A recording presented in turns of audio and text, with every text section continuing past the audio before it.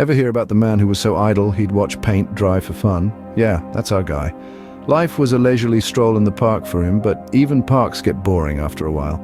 So he decided to spice things up a bit, trade his loafers for work boots. He thought, why not get a job? But not just any job. Oh no, he wanted something unique, something to tell his grandkids about. First on his list was a position as a dog food tester. Yeah, you heard right, dog food, paws and all. His interview was a hoot. Picture him trying to argue the merits of gourmet dog chow over a can of generic brand. The interviewers didn't know whether to laugh or call animal control. Next, he tried his hand at a job that was literally warm and cozy, a professional bed warmer. Yes, it's a real job. He'd jump into chilly beds for wealthy clients, warming them up with his body heat. The interview was a riot. Imagine him demonstrating his bed-warming skills, fluffing pillows and doing a quick starfish sprawl on the mattress. The interviewers were in stitches, and our guy, well, he was too busy yawning and stretching to notice. From tasting dog food to warming beds, our man was on a roll, but each job was more ridiculous than the last.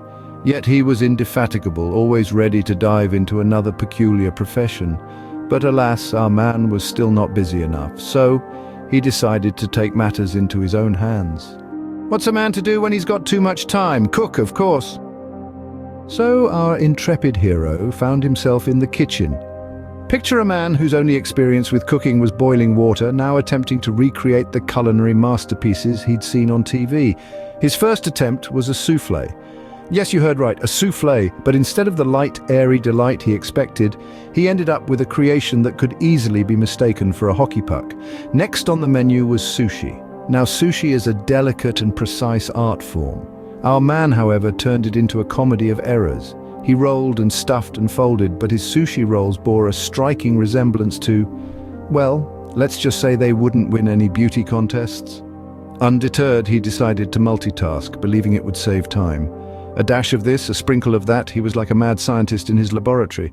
Baking, boiling, frying, grilling all at once. You can imagine the chaos. The spaghetti ended up in the blender and the chicken somehow found its way into the cake mix. It was a culinary catastrophe of epic proportions, yet in the midst of the kitchen mayhem, he found joy.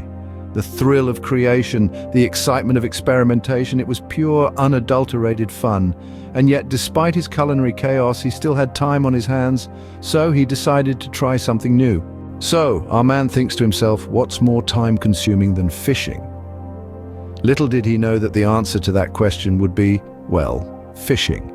Armed with a rod, a bucket of worms, and a hat that would make Indiana Jones jealous, our man embarks on his new aquatic adventure. Now, fishing is a delicate art, but our man, well, he's more of a bull in a china shop kind of guy. His first attempt to cast the line ends up with the hook snagged in his hat. But hey, at least he caught something, right? With his hat now safely on his head and not at the end of his fishing line, he tries again. This time he throws the line so far, it lands in a different time zone. After reeling the line back in for what feels like an eternity, he decides to change tactics. He switches out the worms for a piece of leftover pizza from last night's dinner. Fish like pepperoni, right? He muses. When that doesn't work, he takes a more hands-on approach. Literally, he dives into the water himself, attempting to wrestle the fish into submission, but the fish, of course, have other plans. But even after all this, he was still not busy enough, so he decided to venture into the wild. Ever seen a man chase birds with a butterfly net? Well, sit tight, because we're about to dive into the life of our protagonist, who decided to take up bird hunting as a hobby. Now, this isn't your average bird hunting. No, he wasn't armed with a fancy shotgun or a pair of binoculars. Instead, he was equipped with a butterfly net and an abundance of determination. Picture this, a grown man running around a park, waving a butterfly net in the air and trying to catch birds. The birds, of course, are faster, smarter, and have the advantage of flight. Our man, on the other hand, has the agility of a three-legged turtle and the flight capability of a rock. But hey, at least he's enthusiastic. In his first attempt, he spotted a pigeon. He poised himself for the attack, ran towards the bird, tripped on a rock, and landed face first into a pile of pigeon poop. Talk about a crappy start. But the man didn't give up. He cleaned himself up and went after the next bird, a crow. Now, this crow was a sneaky one. It led him on a wild goose chase, quite literally, through the park, over the pond, and straight into a tree. Ouch! Despite the bumps and bruises, our man was relentless. He chased after sparrows, starlings, and even a seagull that swooped down and stole his sandwich. Through all his hilarious attempts, he never caught a single bird. But boy, did he give the park goers a great show. The man was persistent, yet unsuccessful. He had become the park's primary source of entertainment, but still, he felt he wasn't busy enough. He was now more known for his bird-chasing antics than his actual job. He was becoming desperate. So he turned to his friend for advice. But even after all the bird chasing, he was still not busy enough, so he turned to his friend for advice.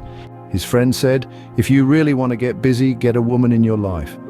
And just like that, our man decided to take the plunge into the whirlpool of romance. He dusted off his old dancing shoes, straightened his tie, and started dating. And oh boy, did that open up a whole new can of worms. Picture this, our hero trying to juggle not one, not two, but 3 dates in a single evening. He's darting from one restaurant to another, changing shirts in the cab and mixing up the names of his dates. Mary, meet, you. Smooth, real smooth. Let's just say his dating life was more Benny Hill than James Bond. And then there were the romantic cues. You see, our man was a bit rusty in the love department. He mistook a friendly pat for a declaration of love, a wink for an invitation to steal a kiss, and a simple good night for a marriage proposal.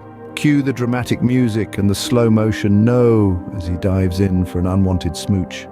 Comedy gold, I tell you, but as chaotic as it was, he found himself enjoying this new level of busyness, the thrill of the chase, the mystery of the opposite sex, the adrenaline rush when running late for a date. It was all so exciting, so busy. And then one day, as he was running late for a date, juggling his job, cooking, fishing, and bird hunting, he stopped for a moment. He looked at his hectic life and realized something. He was busier than he had ever been. He was living life at 100 miles per hour and he loved it.